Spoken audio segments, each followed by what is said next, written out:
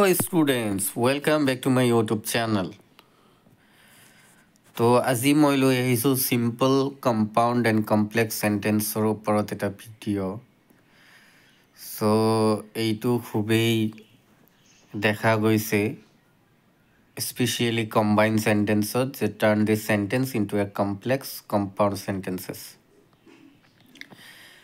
So যিহেতু এইটো একেবাৰে এক্সাম খুবেই নিলগত সেইকাৰণে মই অনলি এটা শৰ্ট ডেছক্ৰিপশ্যন লৈ আহিছোঁ যাতে তোমালোকে এটলিষ্ট আইডেণ্টিফাই কৰিব পাৰা যে এটা চেণ্টেন্স কম্পাউণ্ডত আছে নে কমপ্লেক্সত আছে নে চিম্পলত আছে।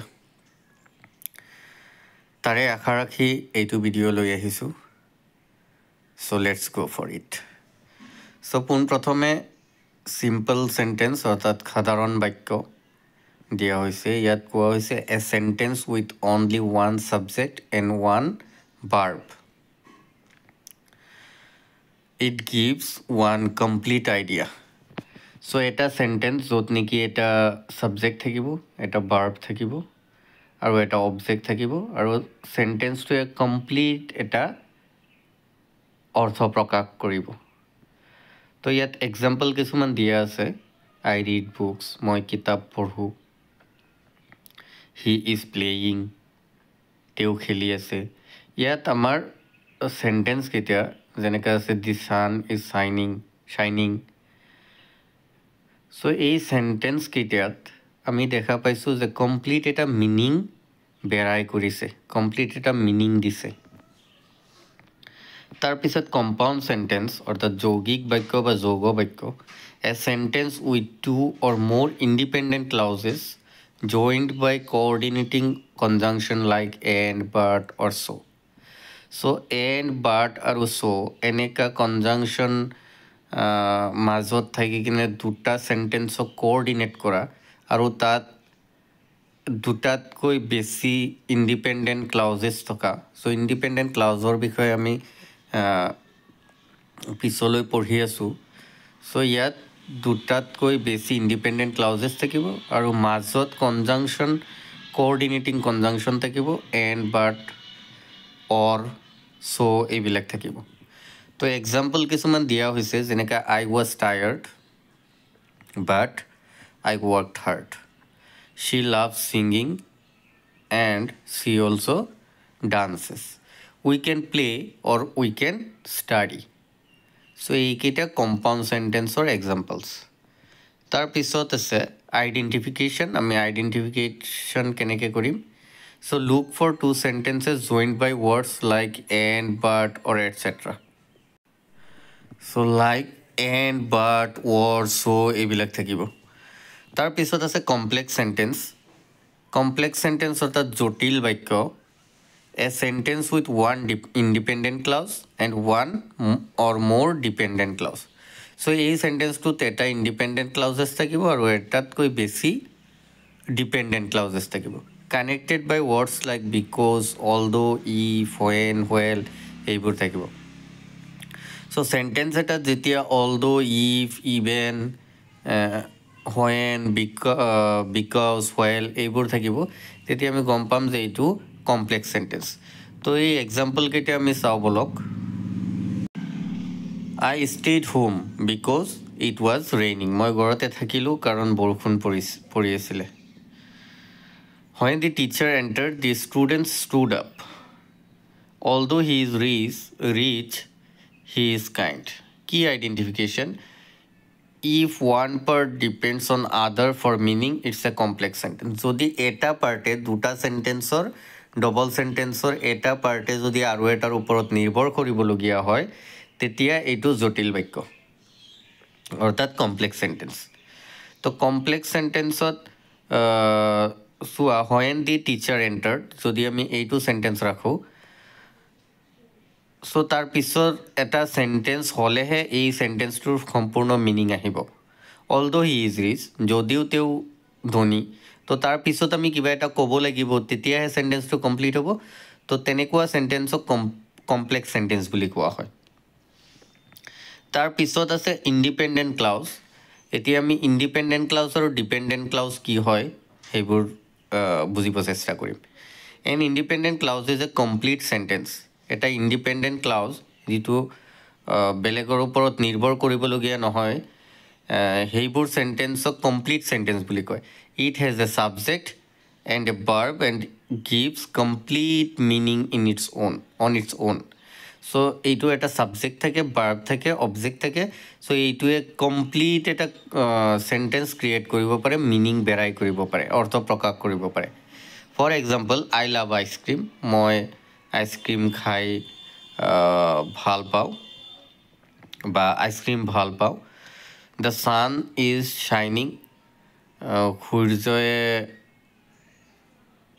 কিৰণ দিছে, পোহৰ দিছে। She is reading. তাই পঢ়ি আছে। তাৰপিছত আছে ডিপেণ্ডেণ্ট ক্লাউজ। এতিয়া ডিপেণ্ডেণ্ট ক্লাউজ মানে নিৰ্ভৰশীল যিবিলাক ক্লাউজেছ আছে। A dependent clause is not a complete sentence. It has a subject and a verb, but it cannot stand alone. It needs an independent clause to make a sentence. So এই যে চেণ্টেন্সটো আছে ইয়াত মানে subject থাকে, verb থাকে, কিন্তু চেণ্টেন্সটোৱে complete meaning বেৰাই কৰিব নোৱাৰে, কমপ্লিট এটা মিনিং নিদিয়ে। এক্সাম্পল চাওঁ আমি, বিকজ ইট ৱাজ ৰেইনিং।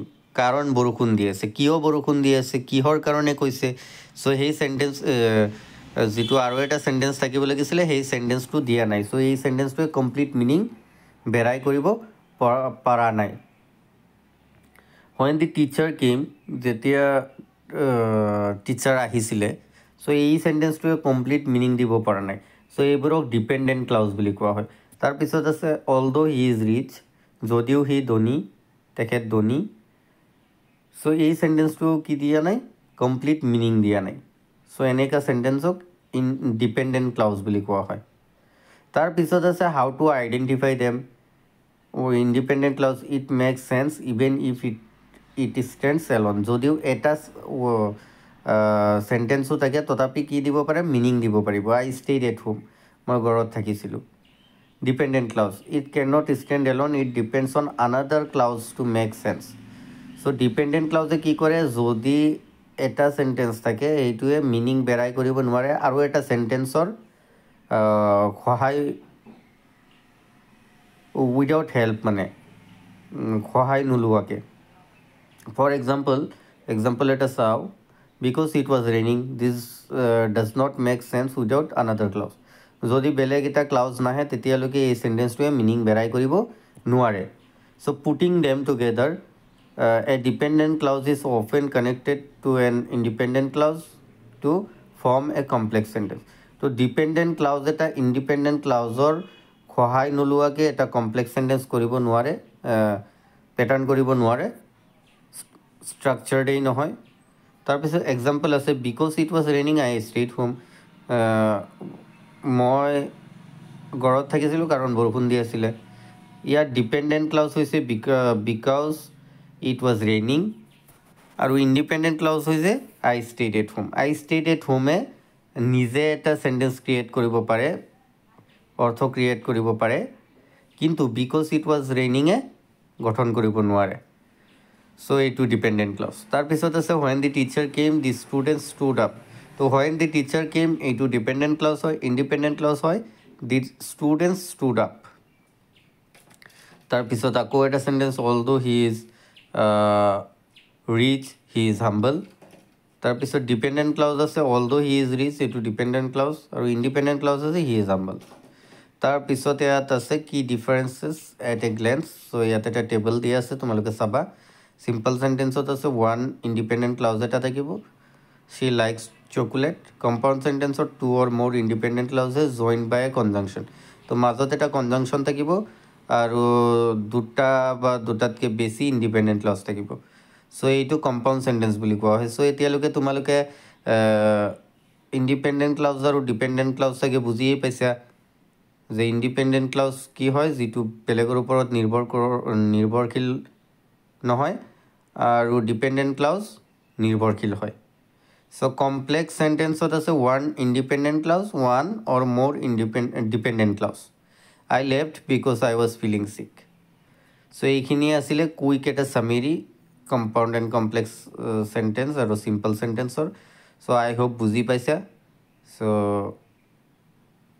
তোমালোকে সেই কুৱেশ্যন পেপাৰৰ পৰা এতিয়া প্ৰেক্টিছ কৰিবা চেণ্টেন্সবোৰ আৰু কিছুমান কি আইডেণ্টিফিকেশ্যন দিয়া আছে এইবোৰ মনত ৰাখিবা সো থেংক ইউ ফৰ ৱাচিং এণ্ড